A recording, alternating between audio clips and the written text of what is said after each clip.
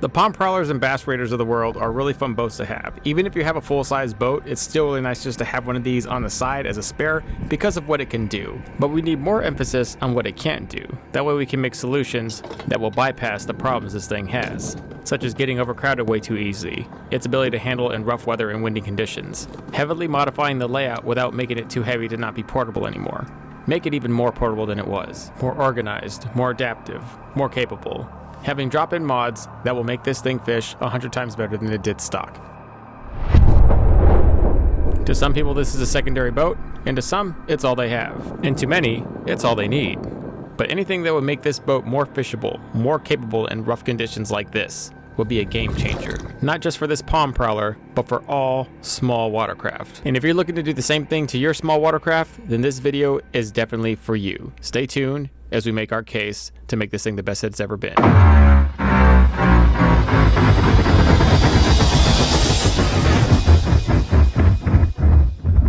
Hey guys, if you've already got a small watercraft like this Ultra Skiff or a Palm Prowler or an inflatable or float tube, and you're just thinking about making some serious overly built mods just to accommodate a bow mount trolling motor that's GPS capable, look into this first, because this might be all you need. This adapter fits onto most basic trolling motors, the cheapest, most affordable trolling motors out there on the market that everybody modifies and sticks in their kayaks or their small boats anyways. If you've got one of these and you flip the head around to try and make it a bow mount, now think about this modification.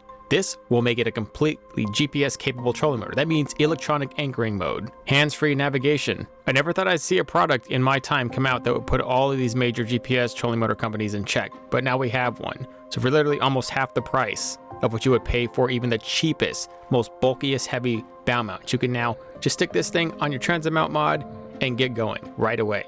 Have true, serious capabilities that only the best trolling motors have, and you can get it very easily. This product is tagged right here in this video and also in the comment section pinned. Alright, for all you veterans of this channel, I mean, I don't really want to bore you with the recap, but just for all the new people, this is how I built the whole thing. It took 1 week, and it is a fairly small budget. I did a few designs, made it look fancy. It looks much better than it's built. Trust me, it was rushed. I was still in my it's a plastic boat phase. What good can it really be? I really did this for the audience. And then I eventually had to make an apology video, kind of, explaining how wrong I was. Apparently it worked great. Nobody could have predicted it. So that spurred me into taking a real serious attempt to try and max when he's out. So I actually went and got a Palm Prowler 10, a brand new one, and I did this to it. And again, this thing has already been built for a while, just like the other one. The videos are out, they're long. So just super brief recap on what all went into this one.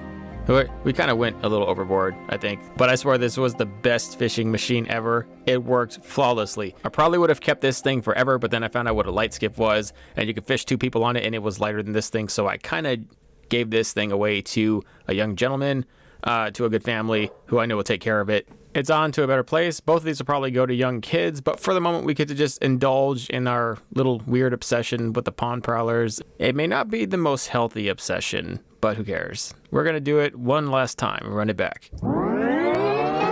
The best thing about an 8-foot Palm Prowler is that it fits in a short bed of a full-size truck perfectly. But the pain is trying to get that thing out by yourself with absolutely no help.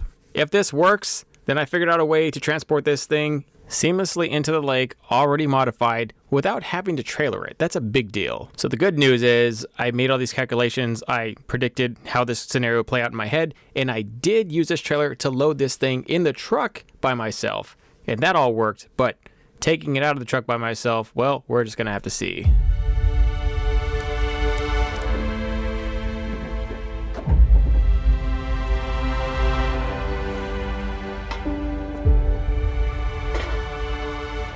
I've stewed on a foldable drop trailer like this for like 3 years, and now that I know how to weld, there's just really no excuse to not try it. To keep it lightweight, I used all aluminum tubing. I think that's 3/16 inch thick because it's supporting all the weight with no additional supports. Then we just took a piece of solid round stock that we can slide in and out of the front, added a 2x3 fold and fold away trailer hitch mod in the middle, and it worked really good getting it into the truck, but that's because I was pulling it upwards. But now that I got to pull it down, I realized what I forgot. A type of hoist mechanism in the very end of the truck would have helped me to secure the front from falling off as I was sliding this onto the trailer, so I had to finagle it real carefully to make sure I didn't. I almost did, but we managed. The whole model I follow for stuff like this is fail your way to success, and that's broken down to steps: test, fail, learn, adjust, improve, and re-enter.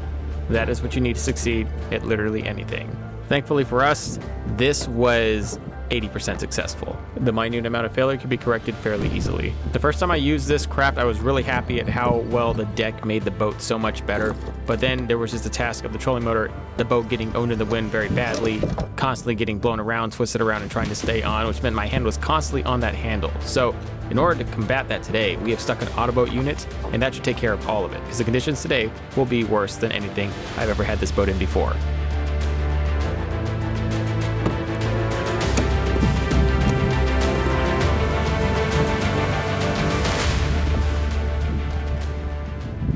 I have now pressed anchor mode, and there it goes. Gonna hold me tight. Now, if this is a little too aggressive, I can always turn it down. Maybe it is slightly a little aggressive, but right now we are anchored pretty good. And this is, I don't know if you can tell, it always looks really dim, but we're actually in fairly windy, fairly wavy conditions.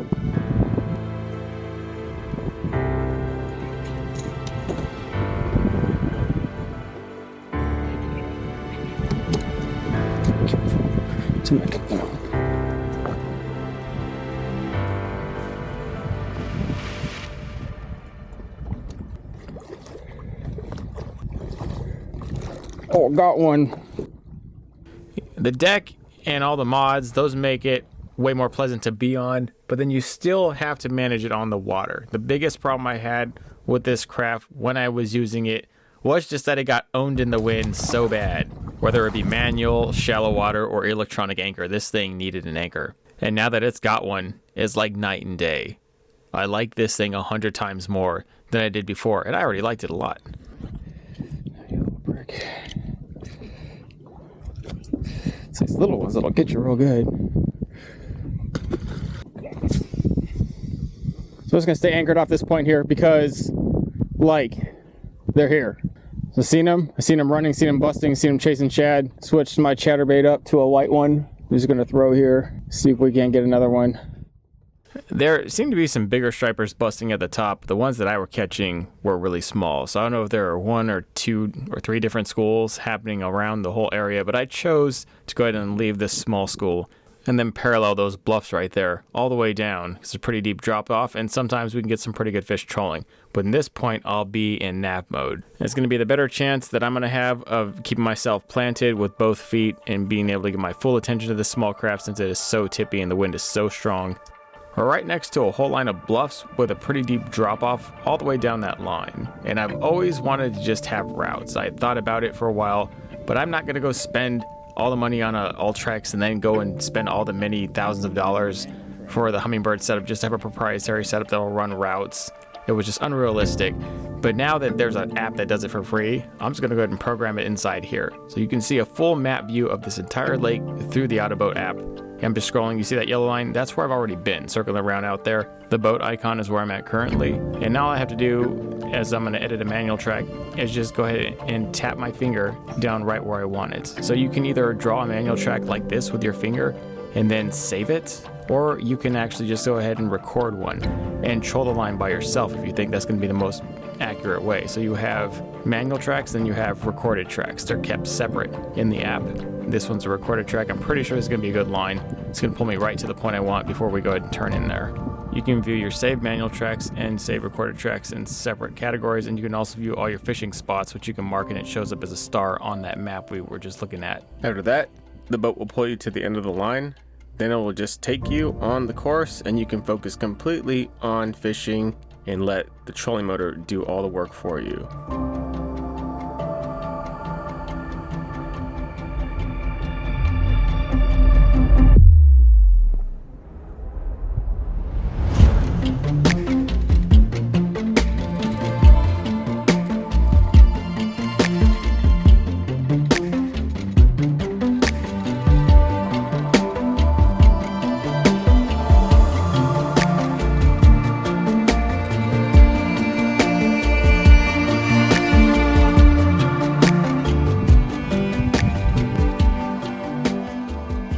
like a rogue wave snuck up on me and sniped me. I thought I had it, but then what I feared most happened. It was the rod would go over the side, so I knew that could happen.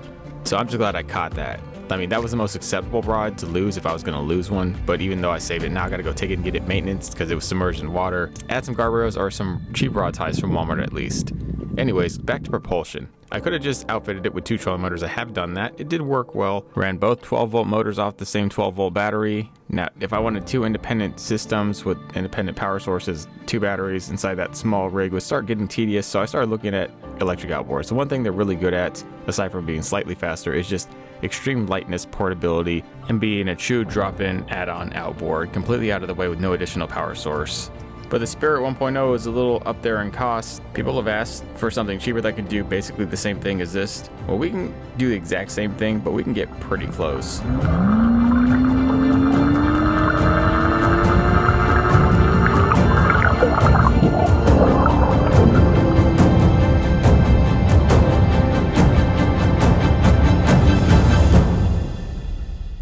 This is a 24-volt unit. The battery is all right in the entire system, and the thing weighs basically nothing. You can pick it up and spin it around with one hand. And it's actually competitive in price to, say, a 24-volt trolling motor after you get the battery for it and the whole setup. What you'll gain from that is this thing is just completely out of the way, unlike a 24-volt trolling motor, which will require 2 batteries in series or 1 really expensive lithium battery, but still another extra battery. And above all, this motor is actually made to propel, not to troll. There's a big difference. And if you ever test this thing against another 24-volt trolling motor, you'll immediately see why. I don't know if you can tell by how the waves are crashing off those rocks, but we got decent waves. When I came out here, I knew my window was short. I knew that the tools I have on this boat would allow me to stay out here longer than usual, but I still am running out of time. I'm gonna make my last stand here, anchored down this point. It's the only strategy left that I can employ.